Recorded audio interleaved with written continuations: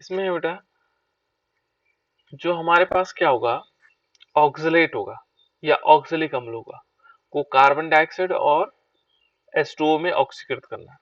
तो हमारे पास क्या होना चाहिए, ऑक्सलेट।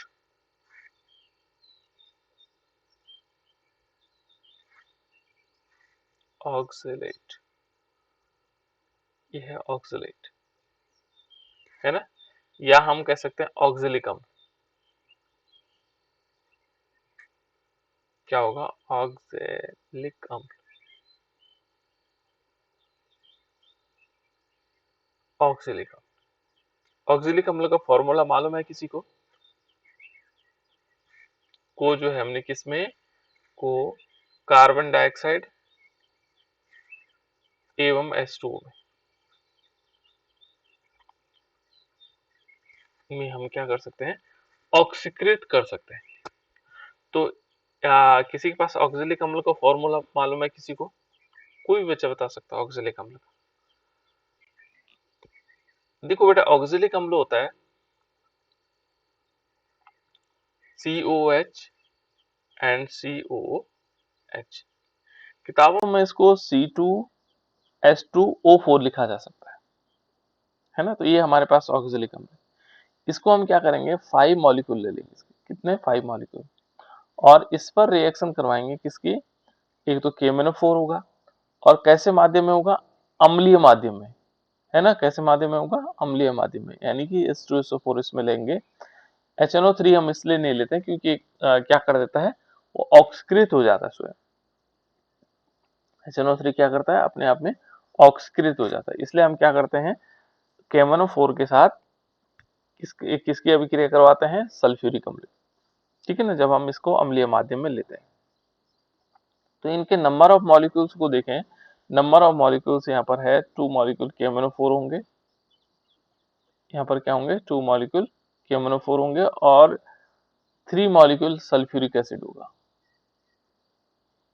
अब ध्यान रखना, जब भी हमारे पास KMnO4 होगा तो हम क्या लेंगे उसमें, उसका अम्लीय माध्यम बनाने के लिए सल्फ्यूरिक अम्ल लेंगे। सल्फ्यूरिक अम्ल की उपस्थिति में वो अम्लीय माध्यम हो जाता है और ये बना देगा K2SO4। क्या बन जाएगा, K2SO4। इसका नाम क्या है बेटा, पोटेशियम सल्फेट। गुड, ठीक है ना, पोटेशियम सल्फेट। साथ साथ में इसमें क्या होगा, यहाँ पर बन जाएगा 2 मॉलिक्यूल Mn और SO4, MnSO4। इसका नाम क्या होगा, मैग्नीज सल्फेट। बिल्कुल, ये ध्यान रखना है, SO4 है सल्फेट, और ये पोटेशियम लगा, पोटेशियम सल्फेट। SO4 है सल्फेट, Mn लगा है मैग्नीज सल्फेट, और प्लस इसमें क्या होगा, 8 मॉलिक्यूल H2O निकल जाएंगे, और साथ साथ में क्या होगा, 10 मॉलिक्यूल कार्बन डाइऑक्साइड। तो देखो हमने क्या किया, कार्बन डाइऑक्साइड और H2O में ये क्या हो गया, ऑक्सीकृत हो गया। इस प्रकार से ऑक्सीकृत कर देता है। यदि इसकी आगे एक रिएक्शन देखते हैं, इसी में एक और रिएक्शन हो सकती है। ये सारे के सारे हमारे पास अम्लीय माध्यम है ना, यानी कि जो उसका ऑक्सीकरण गुण है ये अम्लीय माध्यम में दिखा रहा है। नेक्स्ट यदि हम अगला वाला गुण देखते हैं इसका, तो ये क्या कर देता है, hydrogen sulphide H2S, hydrogen sulphide को सल्फर में ऑक्सीडेट कर देता है। ये हाइड्रोजन सल्फाइड है, इसको किस में कर देता है, को सल्फर में ऑक्सीडेट कर देता है, सल्फर में ऑक्सीकरण।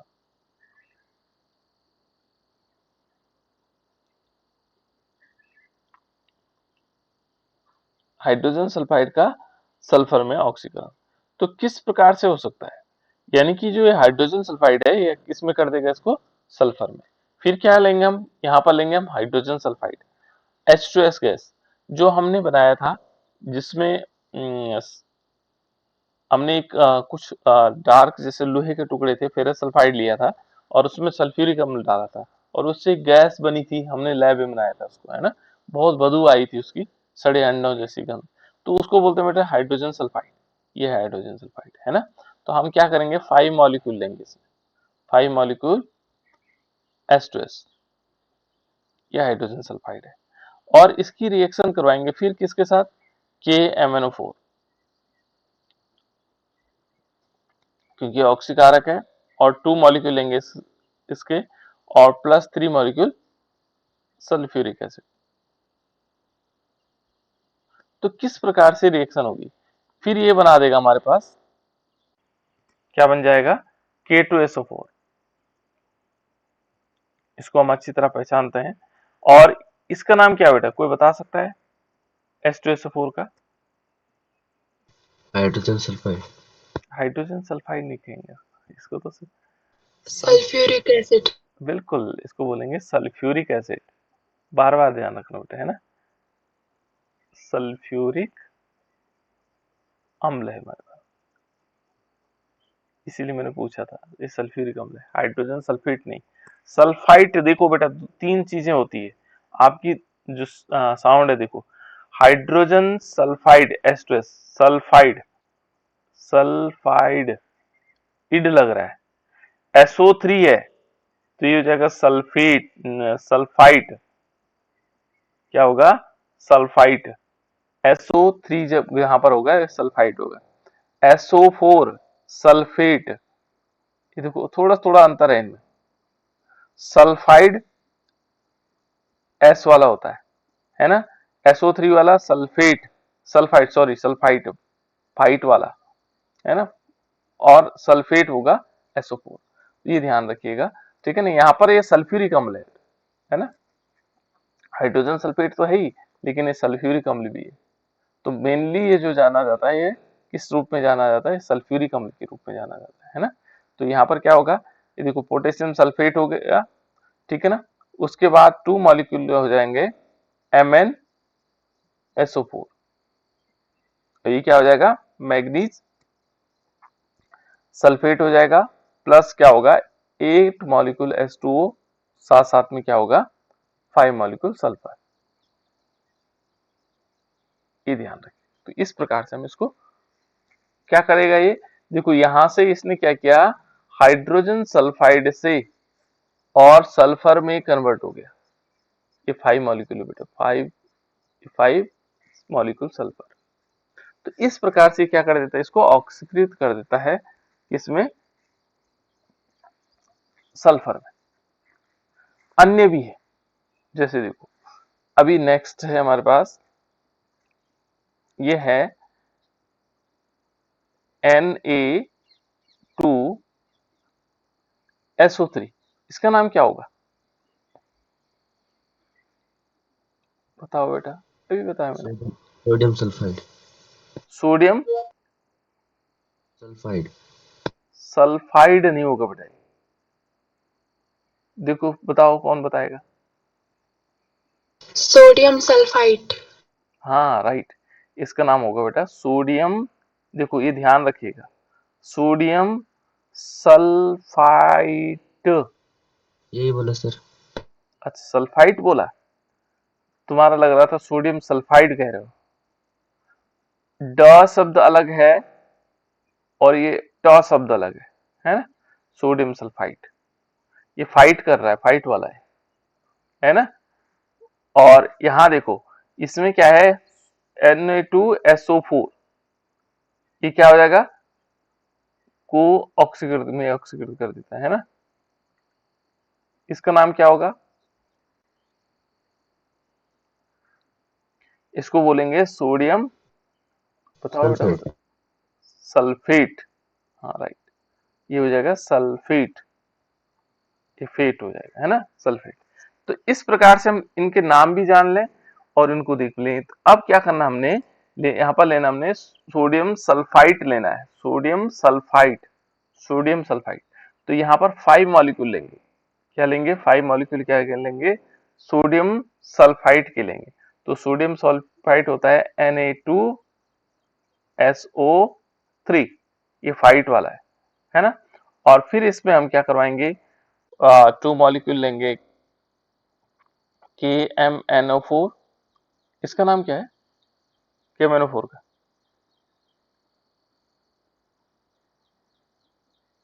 बताओ बेटा, KMnO4 का नाम क्या है, पोटेशियम परमैंगनेट।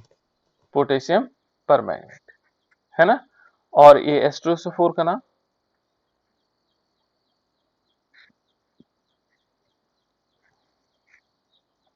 H2SO4 का नाम क्या होगा बेटा? सल्फ्यूरिक अम्ल। बिल्कुल, H2SO4 का नाम होगा सल्फ्यूरिक अम्ल।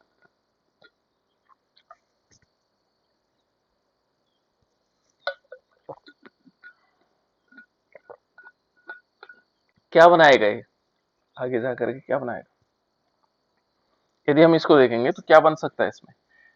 रिएक्शन है बहुत लगभग सेम है, कहीं कोई अलग अंतर नहीं है। तो यहाँ पर देखो, इसमें बनेगा K2SO4। देखो कितने सब के सब में लगभग क्या हो रहा है, जहां पर ऑक्सीकरण हो रहा है वो क्या बना रहा है, K2SO4 बना रहा है। साथ साथ में इसमें क्या बन रहा है, मैग्नीज 2 मॉलिक्यूल बन जाएगा MnSO4, मैग्नीज सल्फेट, है ना। प्लस 5 मॉलिक्यूल क्या बन रहा है इसमें, Na2SO4, और प्लस 3 मॉलिक्यूल क्या बन रहा है इसमें, H2। देखो लगभग रिएक्शन सेम है, ये लगभग सभी में समान कंडीशंस में, ये क्या है, सभी में समान है, थोड़ा डिफरेंट हो गया, है ना। इस प्रकार से हम क्या बना रहे हैं, ये बन जा रहा है हमारे पास सोडियम सल्फेट बन रहा है, किससे, इससे। इसको बोलेंगे बेटा ऑक्सीकरण। देखो ऑक्सीकरण कैसे पता लग रहा है हमें, ऑक्सीकरण हो रहा है, देखो यहाँ ऑक्सीजन का जोड़ना, यहाँ 3 ऑक्सीजन है, यहाँ कितने ऑक्सीजन, 4 ऑक्सीजन, तो ऑक्सीकरण हुआ इसका, है ना। ऑक्सीजन जुड़ना भी क्या कहलाता है, ऑक्सीकरण कहलाता है, ऑक्सीजन का जुड़ना। देखो बेटा नेक्स्ट है इसमें एक और, जिसको हम ये मान सकते हैं कि किस प्रकार से ये रिएक्शन कंप्लीट हो रही है ना। तो नेक्स्ट है हमारे पास ऑक्सीकरण किस प्रकार से क्या कर सकता है, ये है पोटेशियम आयोडाइड। इसका नाम क्या है बेटा, पोटेशियम आयोडाइड। इस पोटेशियम आयोडाइड को आयोडीन में ऑक्सीकृत करना, आयोडीन में ऑक्सीकृत करना, या आयोडीन में ऑक्सीकरण, ठीक है ना। यहाँ पर देखोगे तो यहाँ पर आयोडीन की जो ये है ऑक्सीकरण अवस्था है, ये है -1, और यहाँ पर 0 हो गई, +1 है क्या, हाँ प्लस, नहीं -1 है, और इसकी क्या हो गई, 0 हो गई, है ना। तो ऑक्सीकरण संख्याएं क्या हो रही, परिवर्तित हो रही, तो उसको हम ऑक्सीकरण अवस्था भी कह सकते हैं। इलेक्ट्रॉन का देना, है ना, इसके पास एक इलेक्ट्रॉन था उसने दे दिया और 0 हो गया, तो ऑक्सीकरण इसे भी कहते हैं, ठीक है। यहाँ पर क्या लेंगे हम, देखो यहाँ पर लेंगे, हमारे पास पोटेशियम आयोडाइड है, इस पोटेशियम आयोडाइड के हम क्या लेंगे, 10 मॉलिक्यूल लेंगे, कितने मॉलिक्यूल लेंगे, 10 मॉलिक्यूल, और उसे किसके साथ रिएक्शन करवाएंगे, फिर वही हमारे पास क्या चीजें हैं, एक तो KMnO4 है, और साथ साथ में सल्फ्यूरिक एसिड है H2SO4, और H2SO4 के कितने मॉलिक्यूल लेंगे, नंबर ऑफ मॉलिक्यूल। यहाँ पर थोड़ी सी अंतर है बेटा, यहाँ पर हम HCl के साथ भी इसका ऑक्सीकरण करवा सकते हैं, यहाँ पर क्या लेना पड़ेगा हमें, HCl, थोड़ा डिफरेंट है ये। यहाँ पर क्या लेना है, HCl लेना है, हाइड्रोक्लोरिक अम्ल, ठीक है ना। और हाइड्रोक्लोरिक अम्ल लेंगे 16 मॉलिक्यूल, इसका रीजन देखना पड़ेगा मुझे, क्या रीजन हो सकता है कि यहाँ पर हमने HCl क्यों लिया, है ना। तो देखो ये हमने KMnO4 Ki के साथ, और 16 मॉलिक्यूल क्या होंगे, HCl, तो ये क्या बना देगा, ये बना देगा, क्योंकि नहीं तो इसमें और ऑक्सीकरण और चीजें को हो सकता है ना, 12 मॉलिक्यूल पोटेशियम क्लोराइड बना देगा, प्लस 2 मॉलिक्यूल MnCl2 बना देगा, और प्लस 8 मॉलिक्यूल H2O, और साथ साथ में 5 मॉलिक्यूल I2। ये थोड़ा डिफरेंट है बेटा, है ना, ये थोड़ा सा अलग है, इस अभिक्रिया को थोड़ा सा हम अलग देखेंगे, है ना। इस प्रकार से आ जाता है, यहाँ 5 मॉलिक्यूल क्या होंगे, आयोडीन के हो जाएंगे। देखो Ki से हमने क्या किया, आयोडीन में, थोड़ा सा यहाँ पर क्या है, इन्होंने माध्यम क्या लिया, HCl लिया, अम्लीय माध्यम बनाने के लिए, किसके लिए, जो हमारे पास KMnO4 जो हम लगातार सल्फ्यूरिक अम्ल ले रहे थे, इस समय क्या लिया, इस समय माध्यम दूसरा ले लिया HCl। बस यही अंतर है इसमें, ठीक है। इस प्रकार से हम कह सकते हैं ये है ऑक्सीकरण, ठीक है ना। ऑक्सीकृत करना यानी कि ऑक्सीकारक गुण, जिसमें क्या होगा, ये तो सारे के सारे अम्लीय माध्यम में, अम्लीय माध्यम में हमने ऑक्सीकरण करवाया। अब नेक्स्ट है बेटा इसमें क्षारीय माध्यम में, क्षारीय माध्यम में हमें क्या करवाना है, ऑक्सीकरण करवाना है, ठीक है ना। तो क्षारीय माध्यम में ऑक्सीकरण प्रवृत्तियां वैसे कम होती है इसमें, ठीक है ना, बहुत कम प्रवृत्तियां हैं, लेकिन फिर भी जो भी हैं उनको देखते कौन कौन सी हैं। तो यहाँ पर क्या होगा, देखो जो हमारे सांद्र सांद्र क्षार होते हैं उसकी उपस्थिति में क्या होता है, जो बैंगनी रंग होता है किसका, परमैंगनेट आयन का, ठीक है ना। ऑक्सीजन ये हरे रंग में मैग्नेट आयन में अपचयित हो जाता है, ठीक है ना। तो यदि हम पहले इसको पहला गुण देखेंगे तो यहाँ पर है पोटेशियम आयोडाइड को पोटेशियम आयोडेट, जैसे हमारे पास क्या है, पहला यदि हम इसमें देखते हैं क्षारीय माध्यम में तो पोटेशियम आयोडाइड है। पोटेशियम आयोडाइड आप लोग पहचानते हैं, इस पोटेशियम आयोडाइड कहते हैं बेटा Ki को, किसको बोलते हैं, Ki को, पोटेशियम आयोडाइड। और इसको जो है पोटेशियम आयोडेट में, पोटेशियम आयोडाइड यानी कि इससे किसमें, पोटेशियम आयोडाइड आयोडेट यानी कि KiO3, ये है पोटेशियम आयोडेट। इसका नाम क्या है, पोटेशियम पोटेशियम आयोडेट।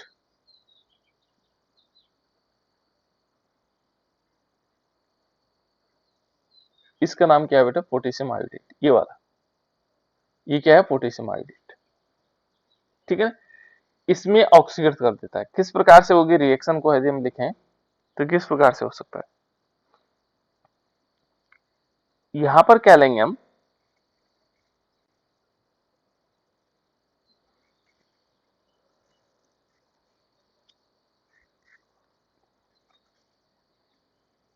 इसमें क्षारीय माध्यम बनाने के लिए क्या लेना पड़ेगा, पहले हम क्या करेंगे, ठीक है,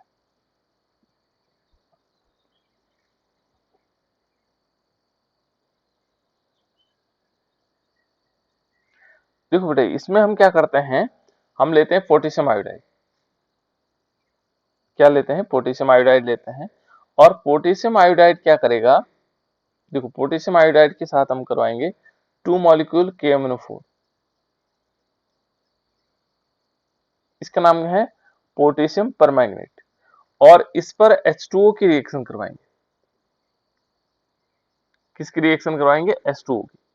यहाँ ये ध्यान रखना होगा कि जो जल है, इस जल के कारण इसमें अम्लीय माध्यम हो जाता है। कैसे होता होगा अभी बताता हूँ।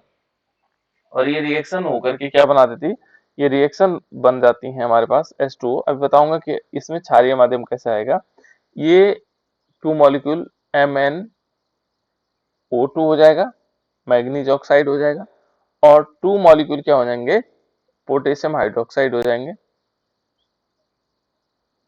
क्योंकि हमने पोटेशियम हाइड्रोक्साइड यहाँ पर ले सकते हैं, और प्लस KiO3 ये बन जाएगा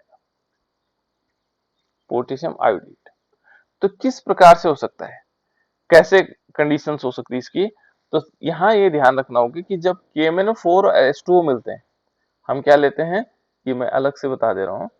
देखो KMnO4 हमारे पास 2 मॉलिक्यूल हमने क्या लिया, KMnO4, ये है बेटा। और जैसे इसमें क्या होगा, पानी अभिक्रिया करता है, देखो पानी अभिक्रिया कर रहा है, ये दोनों मिलाया हमने, मिलाने पर ही क्या बना देता है, 2 मॉलिक्यूल तो बन जाते हैं MnO2, ठीक है ना। 2 मॉलिक्यूल क्या हो जाता है, MnO2 हो जाता है। प्लस इसमें क्या होगा, इसमें हमारे पास 2 मॉलिक्यूल QH बन जाएंगे, देखो पोटेशियम हाइड्रोक्साइड। जब पोटेशियम हाइड्रोक्साइड बन जाए तो ये समझ लेना क्षार है, यही हमारे पास क्षार, और 3 मॉलिक्यूल ऑक्सीजन हो जाते हैं, यानी कि नवजात ऑक्सीजन बनते हैं इसमें, 3 मॉलिक्यूल नवजात ऑक्सीजन। तो ये ऑक्सीजन क्या करते हैं, ये क्षारीय कैसा माध्यम है, क्षारीय माध्यम। अलग से हमने कोई क्षार नहीं लिया, इसने क्षार स्वयं बनाया यहाँ पर, यहाँ पर देखोगे तो इसने स्वयं क्षार बनाया। और जैसे ये KI आता है, देखो ये पोटेशियम आयोडाइड आता है, ये पोटेशियम आयोडाइड आता है और इसके साथ किस किस रिएक्शन होती है, 3 नवजात ऑक्सीजन की, तो ये क्या बना देता है, KiO3 बना देता है। बस ये बन गया हमारा। इसका नाम क्या है बेटा, KiO3 का नाम क्या है?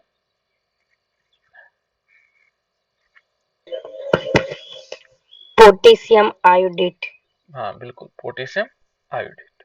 ठीक है ना, इसको हम क्या बोलेंगे, पोटेशियम आयोडेट। तो इस प्रकार से जुड़ता है। ठीक है ना, काजल बेटा लेट में जुड़ती है, ध्यान तो अच्छा देती है लेकिन लेट में जुड़ती बस, है ना, थोड़ा सा जल्दी जुड़ा करो। तो इस प्रकार से हम क्या कर लेंगे, पोटेशियम आयोडेट बन जाता है।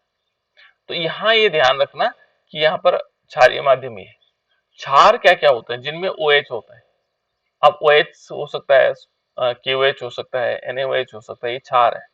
कैल्शियम हाइड्रोक्साइड हो सकता है, CaOH के 4 ट्वाइस हो सकता है। ये सारे सारे क्या है बेटा, क्षार है। ये हमारे पास क्षारों की संख्या।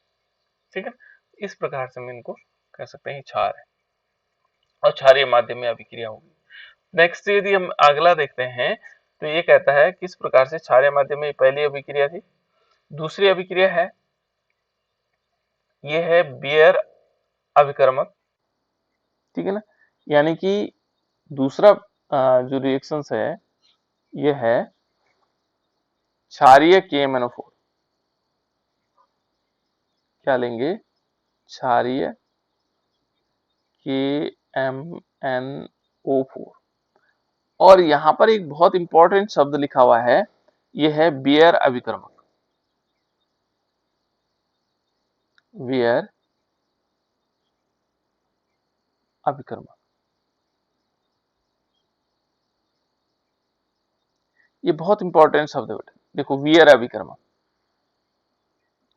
तो वियर अभिकर्मक होता क्या है ना, हम ये जानना भी चाहेंगे कि वियर अभिकर्मक होता क्या है। तो इसमें क्या होता है कि जब हम किसी भी असंतृप्त जो कार्बनिक यौगिक होते हैं, है ना, तो जो वियर यानी कि KMnO4 के साथ अभिक्रिया करवाते हैं क्षारीय माध्यम में, तो ये किसमें कन्वर्ट हो जाता है, संतृप्त यौगिकों में प्रदर्शित हो जाता है। जैसे मान लीजिए इसमें बियर अभिकर्मक किस प्रकार से ले सकते हैं हम, कि हमारे पास है असंतृप्त हाइड्रोकार्बन। असंतृप्त हाइड्रोकार्बन का मतलब होता है बेटा, जैसे यहाँ पर ले सकते हैं हम CH2 डबल बॉन्ड CH2। इसका नाम मालूम है क्या होता है, इसका नाम होता है, किसी को मालूम है, कोई बता सकता है बेटा इसका नाम? So methane. मेथेन नहीं होता बेटा, मेथेन तो CH4 होता है। इसका नाम क्या होगा, सर CH, एथीन। हाँ एथीन। बिल्कुल, ये होगा एथीन। ईन लगा हुआ बेटा इसमें, है ना, एथीन, जिसमें डबल बॉन्ड आता है ना, तो एथीन हो जाता है। ट्रिपल बॉन्ड होता है इनके बीच CH तो एथाइन हो जाता है ना। ये एथीन IUPAC नेम है ना, और वैसे साधारण नाम इसका एथिलीन है। इस पर जब हम क्या करवाएंगे, H2O की रिएक्शन करवाएंगे। देखो H2O और प्लस इसमें क्या होगा, एक नवजात ऑक्सीजन आएगा। और Vr अभिकर्मक क्या होता है, ये जो क्षारीय KMnO4 होगा, ठीक है ना, जो क्षारीय, इसी के द्वारा ये क्या बना है, हमने क्या लिया यहाँ पर, क्षारीय KMnO4। यहाँ पर हम लिख सकते हैं इसको क्षारीय KMnO4, ये क्षारीय KMnO4। ठीक है ना, इस क्षारीय KMnO4 की उपस्थिति में हमने इसकी अभिक्रिया करवाई और अभिक्रिया करवाने के बाद हमें प्राप्त हुआ ग्लाइकॉल। इसका नाम है ethylene glycol, CH2H single bond CH2। तो ये यहाँ पर हम क्षारीय KMnO4 लेंगे। क्षारीय KMnO4 होता है 20% H2SO4 और 1% HgSO4 का मिश्रण होता है। ठीक है ना, तो यहाँ पर इस टाइप से हम इसको बता सकते हैं किस प्रकार से होगा, ये इस टाइप से आ जाएगा, है ना। ये तो इंपॉर्टेंट है, बियर अभिकर्मक है ना। तो हम क्षारीय KMnO4 को ही हम क्या बोलते हैं, बियर अभिकर्मक कहते हैं।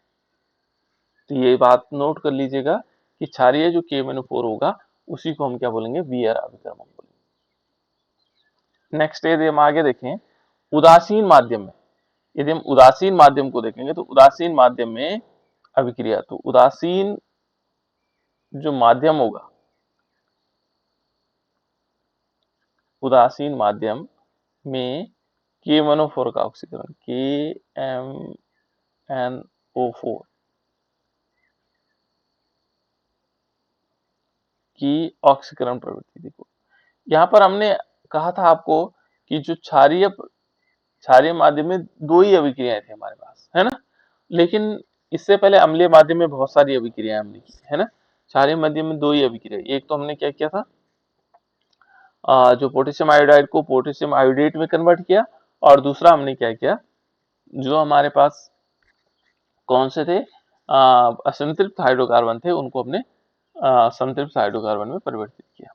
दो ही चीजें, है ना। अब देखो उदासीन माध्यम, यदि हम उदासीन माध्यम को देखेंगे तो उदासीन माध्यम क्या हो सकता है, पहले इसका माध्यम ही क्या होगा, तो यहाँ पर हम क्या लेंगे, KMnO4 लेंगे और H2O के साथ अभिक्रिया करवाएंगे, है ना, KMnO4 प्लस H2O। भले इसमें क्या होगा, KOH का फॉर्मेशन होता है, लेकिन यहाँ पर माध्यम क्या हो जाएगा, उदासीन होगा। तो इसमें देखो जैसे नंबर 1 इसकी कुछ अभिक्रियाएं उदासीन माध्यम में, जैसे H2S हाइड्रोजन सल्फाइड से को सल्फर में ऑक्सीकृत करना। देखो हाइड्रोजन सल्फाइड को इसमें ऑक्सीजन, तो किस प्रकार से होगा, जैसे हम क्या लेंगे, यहाँ पर लेंगे हाइड्रोजन सल्फाइड 3 मॉलिक्यूल H2S। थोड़ा सा कॉम्प्लिकेशन बेटा, इनमें कॉम्प्लिकेशन ये है कि लगभग ये रिएक्शन एक जैसी लगती है। 3 मॉलिक्यूल हमने लिया H2S, और यहाँ पर क्या करवाएंगे, सीधे अब कोई माध्यम नहीं लिया हमने, है ना H2O लिया, ना फिर हमने कोई एसिड लिया, हमने क्या लिया, H2S लिया, और इसमें क्या किया, 2 मॉलिक्यूल क्या डाल दिए, KMnO4, सीधे हमने KMnO4 डाला, और इसने क्या किया, यदि पानी डालेंगे तो क्या होगा, क्षारीय माध्यम आ जाएगा, HCl या H2SO4 डालेंगे तो अम्लीय माध्यम हो जाएगा। तो हमने सीधे क्या किया, इसके साथ हाइड्रोजन सल्फाइड की रिएक्शन, तो यहाँ पर क्या बनाया इसने, 2 मॉलिक्यूल KOH बनाया और प्लस MnO2 बनाया 2 मॉलिक्यूल, और साथ साथ में 2 मॉलिक्यूल H2O, और इसमें क्या बन गया, 3 सल्फर, इस सल्फर में कन्वर्ट हो गया। जबकि अम्लीय माध्यम में भी सल्फर बनता है, H2S किस में कन्वर्ट होता है, S में, लेकिन अम्लीय माध्यम में, तब क्या होगा, माध्यम कैसा होगा, अम्लीय। तो ये उदासीन माध्यम है जिसमें कोई हमने किसी चीज को नहीं लिया, ठीक है। दूसरा कन्वर्ट होता है बेटा मैग्नीज सेकंड सल्फेट। यहाँ पर यदि हम देखेंगे, दूसरी यदि हम इसकी रिएक्शन को देखें उदासीन माध्यम में, तो मैग्नीज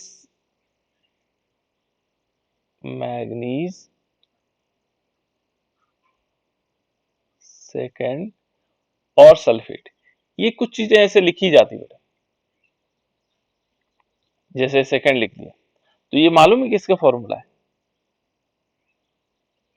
ये है MnSO4 का।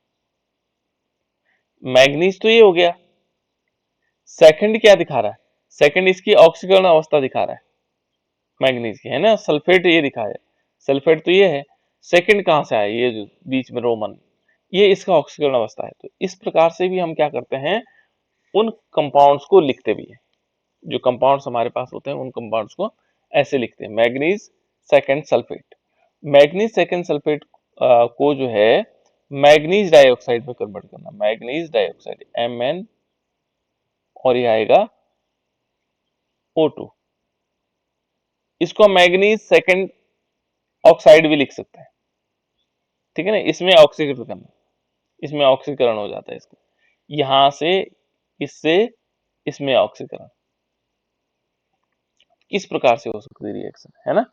यहां पर हम क्या लेंगे, मैग्नीज सेकंड सल्फेट लेंगे, यानी कि हम लेंगे MnSO4, और इसके नंबर ऑफ मॉलिक्यूल्स 3 होंगे,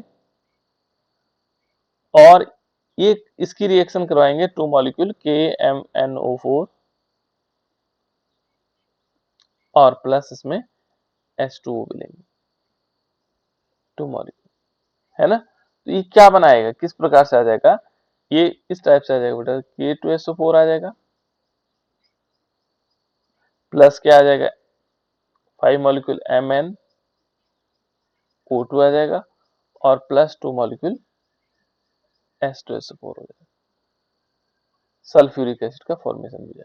तो देखो ये क्या बना है, मैंगनीज सेकेंड किस में से किस में कन्वर्ट हो गया, देखो है ना। यहाँ पर यदि हम देखिए, सॉरी ये वाला नहीं, ये वाला, ये इस प्रकार से कन्वर्ट हो गया, ठीक है ना। तो अब इसके बाद इसकी लास्ट रिएक्शन है, किस प्रकार से हो सकती है। ये कहता है सोडियम थायोसल्फेट, सोडियम थायोसल्फेट। थायो शब्द कहां पर आता है बेटा, थायो शब्द बताओ मुझे, थायो शब्द कहां पर आता है, कोई बताओ, थायो शब्द कहां पर आता है।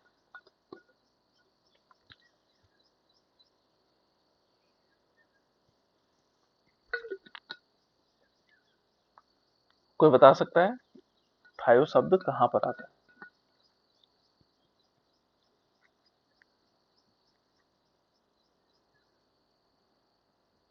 किसी को मालूम नहीं। थायो शब्द वहां पर आता है जहां सल्फर होता है, ठीक है ना। जैसे मैं कहूं सोडियम थायोसल्फेट, सोडियम थायोसल्फेट, तो सोडियम थायोसल्फेट होता क्या है, देखो सोडियम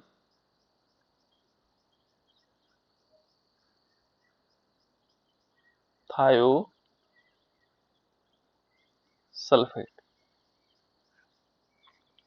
ठीक है ना। जैसे सोडियम हाइड्रोजन सल्फेट कह सकते हैं, वैसे सोडियम थायोसल्फेट इस प्रकार से NaSSO4 है ना, यानी कि H2 आएगा, उससे इससे हम क्या करते हैं, सोडियम सल्फेट में कन्वर्ट होगा, यानी कि ऑक्सीड सोडियम सल्फेट में, किसमें, सोडियम सल्फेट में। आज टेस्ट भी लेंगे बेटा एक, है ना, आज हम एक टेस्ट भी लेंगे, थोड़ा सा देखते हैं कि कितने नंबर आप लोगों का आते हैं। तो देखो बेटा इसमें किस प्रकार से आएगा, जैसे हमने क्या किया, सोडियम थायोसल्फेट से लिया हमने सोडियम सल्फेट, सोडियम सल्फेट का जो फॉर्मूला होता है वो होता है Na2SO4, बस थायो यहाँ शब्द हुआ, जैसे सोडियम हाइड्रोजन सल्फेट होता है ना, सोडियम थायोसल्फेट हुआ। अब इनको हम ऐसे लिख सकते हैं, देखो सोडियम थायोसल्फेट को सल्फेट नहीं, हाँ सल्फेट ही है ना, Na2S2O3 होगा बेटा, है ना,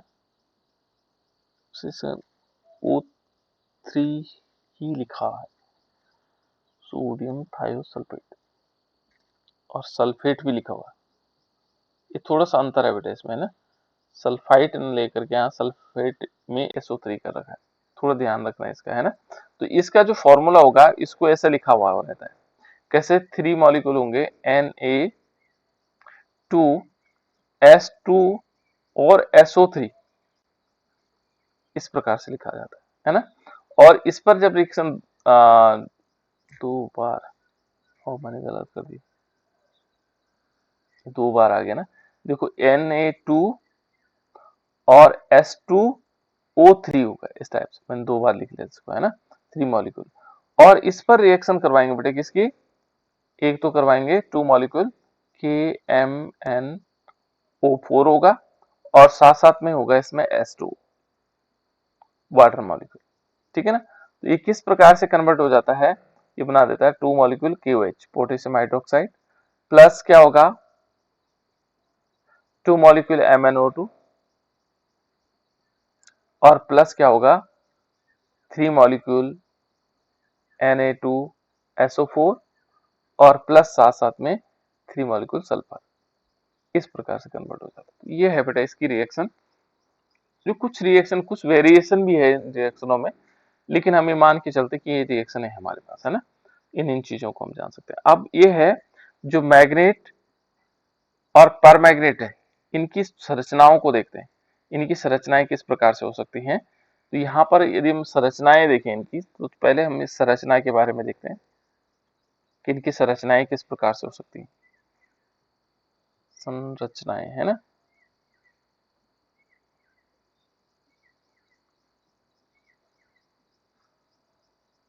किस प्रकार से, पहले हम देखते हैं मैग्नेट की, परमैग्नेट की, है ना। तो परमैग्नेट में क्या होता है, जैसे देखो परमैग्नेट, पहले लेते हैं पर मैग्नेट,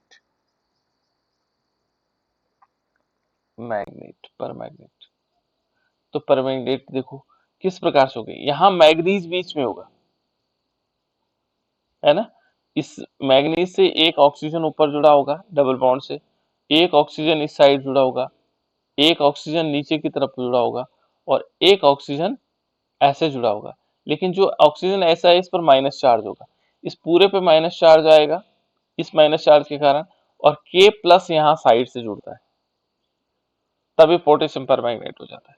लेकिन हमें संरचना के रूप में इतने मैग्नेट जो संरचनाएं हैं वो इस प्रकार से, कभी कभी पूछ लेता है KMnO4 की संरचना बनाओ, KMnO4, ठीक है ना। मान लीजिए हमने कहा K और यहाँ पर दे दिया MnO4, मान लीजिए संरचना हमारे पास KMnO4 की संरचना, है ना। तो KMnO4 की संरचना हम ऐसे बना सकते हैं, या हमारे पास MnO4 माइनस की संरचना दे दी, तो ये परमैग्नेट है बेटा, है ना, ये क्या है, परमैग्नेट है। तो इस प्रकार की संरचना है। तो यदि ऐसा पूछा हुआ तब तो आप इतना ही बनाओगे, जितना ये दे रखा है यहाँ से ब्रैकेट के अंदर दे रखा है। और KMnO4 की तो K पॉजिटिव यहाँ दिखा सकते हो, ठीक है ना। दूसरा हमारे पास संरचना है मैग्नेट की। अब मैग्नेट में किस प्रकार से होगा, ठीक है ना। यदि मैग्नेट को देखेंगे, मैग्नेट में क्या होता है, यहाँ पर क्या होगा, यहाँ पर K2MnO4 होता है, ठीक है ना। या तो इसकी संरचना हो गई, या फिर हम कह सकते हैं MnO4 2 माइनस की संरचना होगी, क्योंकि दो पॉजिटिव जुड़े हुए हैं ना इसमें, इसमें तो एक ही जुड़ा हुआ था, यहाँ दो पॉजिटिव जुड़े हुए हैं। इसकी संरचना किस प्रकार से हो सकती है, तो हम क्या लेंगे, Mn ले लेंगे, Mn लिया, ये जो ऊपर वाली साइड में है ऑक्सीजन, इसमें माइनस का चिन्ह लगा देंगे, एक ऑक्सीजन यहाँ लगा देंगे, एक ऑक्सीजन डबल बॉन्ड से यहाँ लगा देंगे, और एक ऑक्सीजन यहाँ लगा देंगे जिस पर एक माइनस चार्ज होगा। ये है मैग्नेट की संरचना इस वाले की। और यदि KMnO4 उसकी दिखाएं तो यहाँ पर क्या होगा, Mn आएगा, और इस Mn पर जो ऊपर वाला एक ऑक्सीजन यहाँ दिखाएंगे, एक ऑक्सीजन यहाँ दिखाएंगे, एक डबल बॉन्ड से यहाँ दिखाएंगे, एक डबल बॉन्ड से यहाँ दिखाएंगे, और इस as a whole total molecule पर यदि हम यहाँ देखेंगे दो माइनस चार्ज है, तो इस दो माइनस चार्ज को बाहर दिखा देंगे और K पॉजिटिव दिखा देंगे, तो ये मॉलिक्यूल की संरचना हो जाएगी। इस प्रकार से हम इन दोनों की संरचना को दिखा सकते हैं। यहाँ पर एक चीज है, KMnO4 का जो हम तुल्यांकी भार देखेंगे, तुल्यांकी भार कितना होता है इसका, KMnO4 का, चलो KMnO4 का तुल्यांकी भार निकालो। KMnO4 का तुल्यांकी भार किसी को मालूम है,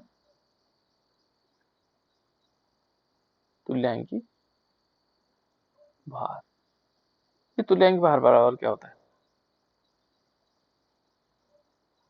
अणुभार बटे ऑक्सीकरण में अंतर, है ना।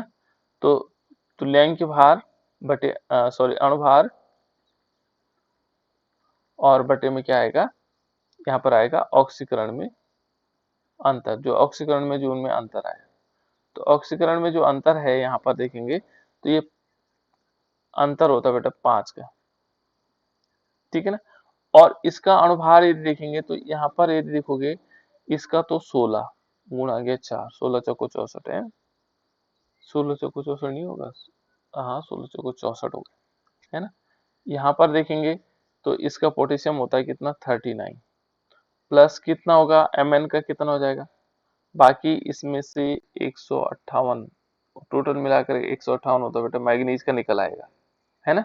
यदि हम देखेंगे 3 और 7 3 10, यानी कि हम क्या कर देंगे 5 और 55, 55 हमारे पास किसका होगा, मैग्नीज का होगा 55, ठीक है ना। तो ये टोटल मिलाकर के 158 होता है, तो 158 बटे, यदि हम देखेंगे 158 बटे में 5 हो जाएगा, ये हमारे पास क्या आएगा, इसका तुल्यांकी भार आएगा 31.6, ये याद रखना आपको, ठीक है ना। इस प्रकार से देखेंगे ये तुल्यांकी भार हम निकाल सकते हैं इसको। अम्लीय माध्यम में देखेंगे तो अम्लीय माध्यम में क्या होता है, ध्यान है, अम्लीय माध्यम में इस प्रकार से आता है कि जो MnO4 होता है माइनस होता है ना, इससे कन्वर्ट होता है अम्लीय माध्यम में, माइनस इस माइनस कन्वर्ट होता है Mn2 पॉजिटिव में, ये होता है। तो इनका जो अंतर होगा वो 5 का होगा। ये अम्लीय माध्यम में इसलिए मैंने 5 लिया, ठीक है ना।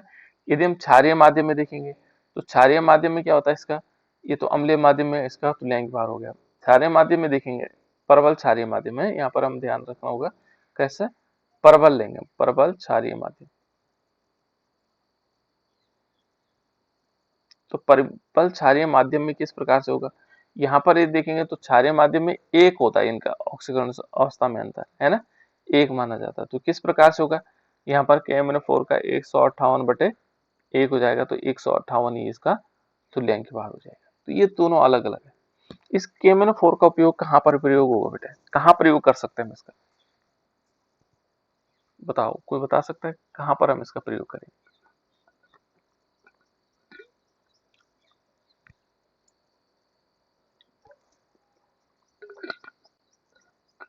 कोई बताएगा कहां पर हम इसका प्रयोग करेंगे। इसका प्रयोग हम कर सकते हैं प्रबल ऑक्सीकारक के रूप में, प्रयोगशाला में जो ऑक्सीकारक होते हैं, या एक तो ऑक्सीकारक के रूप में उद्योगों में और प्रयोगशाला में, है ना।